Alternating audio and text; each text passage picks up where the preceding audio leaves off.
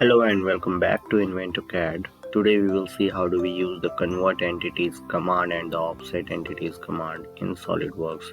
So here we go and open a new file. So selecting the part and then clicking on OK. The new canvas will be opened here.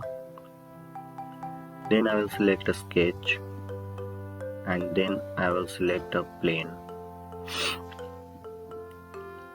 Now I'm selecting a rectangle and creating over here.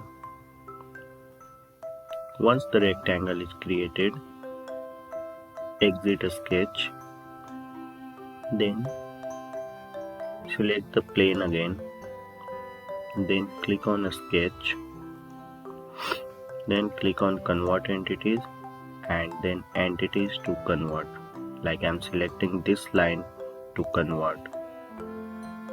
Then click on OK and this line is highlighted over here. If you wish to see if this is converted or not, then you can hide the previous sketch.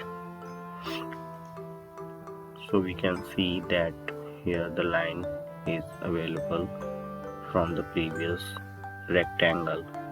This is how we use convert entities in SolidWorks. If you like my video, then please hit the like button and please subscribe my channel and share my videos. Thank you. Have a nice day.